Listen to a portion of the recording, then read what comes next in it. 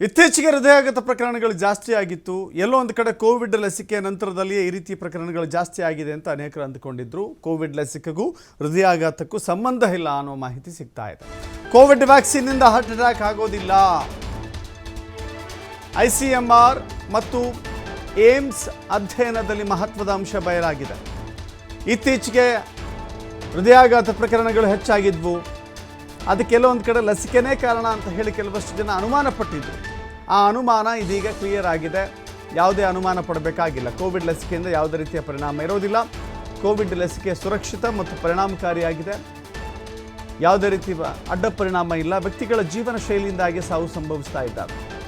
ರಾಷ್ಟ್ರೀಯ ಆರೋಗ್ಯ ಇಲಾಖೆಯಿಂದ ಸಂಶೋಧನಾ ವರದಿ ಪ್ರಕಟ ಆಗಿದೆ.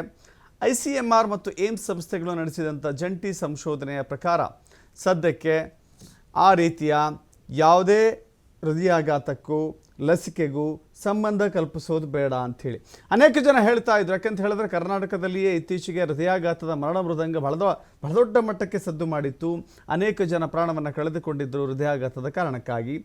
ಯಾಕೆ ಹೃದಯಾಘಾತ ಇತ್ತೀಚೆಗೆ ಜಾಸ್ತಿ ಆಗ್ತಾ ಇದೆ? ಕೋವಿಡ್ ನಂತರದಲ್ಲಿ ಅತಿ ಹೆಚ್ಚು ಹೃದಯಾಘಾತಗಳು ಸಂಭವಿಸ್ತಾ ಇರೋದು ಯಾಕೆ ಅಂತ ಹೇಳಿ ಒಂದು ಸಹಜವಾದಂಥ ಒಂದು ಪ್ರಶ್ನೆ ಇತ್ತು. ಅದರ ಜೊತೆಗೆ ಈ ರೀತಿ ಆಗೋದ್ರಿಂದ ಎಲ್ಲೋ ಒಂದು ಕಡೆ ಲಸಿಕೆ ಕಾರಣ, ಕೋವಿಡ್ ಲಸಿಕೆ ಅಡ್ಡ ಪರಿಣಾಮದ ಕಾರಣಕ್ಕಾಗಿ ಹೆಚ್ಚು ಹೃದಯಾಘಾತಗಳಾಗುತ್ತೆ ಅಂತ ಅಲ್ಲಲ್ಲಿ ಮಾತುಗಳು, ಚರ್ಚೆಗಳು, ವಿವಾದಗಳು ಹಾಗೆ ಹುಟ್ಟಿಕೊಂಡಿತ್ತು.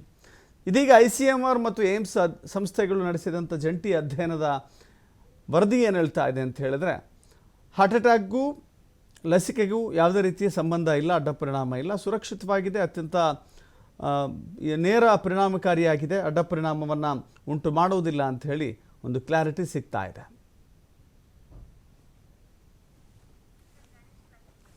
ಮತ್ತಷ್ಟು ಮಾಹಿತಿ ನಮ್ಮ ಪ್ರತಿನಿಧಿ ಗಣೇಶ್ ನೀಡ್ತಾರೆ. ಗಣೇಶ, ಇತ್ತೀಚೆಗೆ ಹಾಸನದಲ್ಲಿಯೋ, ಚಿಕ್ಕಮಗಳೂರಿನಲ್ಲಿಯೋ, ಬೆಂಗಳೂರಿನಲ್ಲಿಯೋ ಸಂಭವಿಸಿದಂಥ ಹೃದಯಾಘಾತಗಳಿಗೂ ಇದು ಕಾರಣವಾಗುತ್ತೆ ಅಂಥೇಳಿ ಅನೇಕ ಜನ ಹೇಳಿದರು. ಲಸಿಕೆಯೇ ಕಾರಣ ಅಂತ ಕೆಲವಷ್ಟು ಜನ ಅನುಮಾನವನ್ನು ವ್ಯಕ್ತಪಡಿಸಿದರು. ಇದೀಗ ಆ ಅನುಮಾನದಿಂದ ಮುಕ್ತಿ ಹೊಂದಬಹುದು ಅಂತ ಹೇಳಿ, ಯಾಕಂದರೆ ನಮ್ಮ ಜೀವನ ಶೈಲಿ ಸುಧಾರಿಸಿಕೊಳ್ಳಬೇಕು, ಆರೋಗ್ಯದ ಪದ್ಧತಿಗಳು ಸುಧಾರಿಸಿಕೊಳ್ಳಬೇಕು ಅನ್ನೋದು ಇಲ್ಲಿ ಸ್ಪಷ್ಟವಾಗಿ ಕಾಣಿಸ್ತಾ ಇದೆ.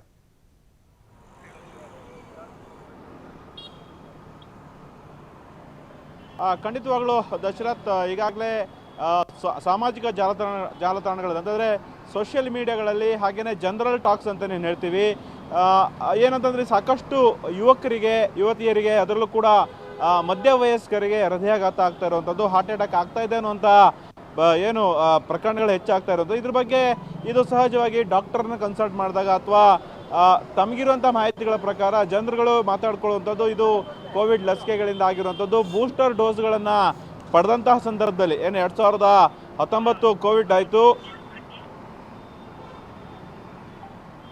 ಕೋವಿಡ್ ಆಯಿತು, ಅದಾದ ಬಳಿಕ ತೆಗೆದುಕೊಂಡಂತಹ ಏನು ಕೋವಿಡ್ ಲಸಿಕೆಗಳಿರ್ತವೆ ಅಥವಾ ಬೂಸ್ಟರ್ ಡೋಸ್ಗಳಿರ್ತವೆ, ಅದರಿಂದ ಆಗಿದೆ ಅನ್ನುವಂತಹ ಚರ್ಚೆಗಳಾಗ್ತಾ ಇತ್ತು. ಆದರೆ ಈಗ ಏಮ್ಸ್ ಹಾಗೇನೆ ರಾಷ್ಟ್ರೀಯ ಅಥವಾ ICMR ಏನು ರಿಪೋರ್ಟನ್ನು ಕೊಟ್ಟಿದೆ, ಆ ಪ್ರಕಾರ ಅವರು ಹೇಳುವಂಥದ್ದು, ಸಂಶೋಧನೆ ಮಾಡುವಂಥದ್ದು, ವರದಿಯನ್ನು ಸಿದ್ಧಪಡಿಸಿ ಆ ಒಂದು ವರದಿಯನ್ನು ಬಹಿರಂಗಪಡಿಸಿದೆ. ಯಾವುದೇ ರೀತಿಯ ಕೋವಿಡ್ಗಳ ಲಸಿಕೆಗಳಿಂದ ಅಥವಾ ಬೂಸ್ಟರ್ ಡೋಸ್ಗಳಿಂದ ಹೃದಯಾಘಾತ ಆಗ್ತಾ ಇಲ್ಲ.